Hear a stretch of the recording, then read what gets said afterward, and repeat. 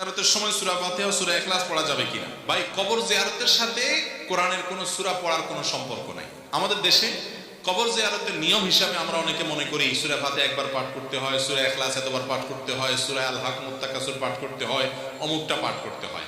আমাদের নবী করিম সাল্লাল্লাহু আলাইহি সাল্লাম কবর জিয়ারতের যে পদ্ধতি শিক্ষা দিয়েছেন সেটা একেবারে ক্লিয়ার। সেটা হলো কবরবাসীকে সালাম পেশ করবেন, তাদের জন্য শান্তির দোয়া করবেন।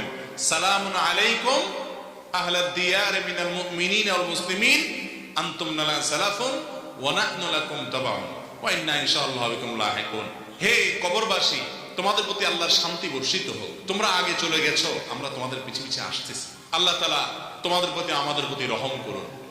এই যে দোয়া, এর মাধ্যমে শান্তির দোয়া করা হয়। কবরবাসীর থেকে কে সালাম দিবেন, কবরের কাছে গিয়ে সালাম পেশ করবেন, এর বাইরে সেখানে গিয়ে কোনো দোয়া দুরুদ, অন্য কোনো দোয়া দুরুদ কিংবা সেখানে গিয়ে কোরআনে কারীমের তেলাওয়াত করে তাদের জন্য বকশিশ করা, এরকম কোন পদ্ধতি কবর জিয়ারতের ব্যাপারে নবী করিম সাল্লাল্লাহু আলাইহি ওয়াসাল্লাম শিখাননি। আপনি কোরআন এবং সুন্নাহর দিকে যদি তাকান তাহলে দেখবেন যে এটা কোরআন সুন্নাহয় আসেনি কবর জিয়ারতের পদ্ধতি। কথা কি বুঝাতে পারছি?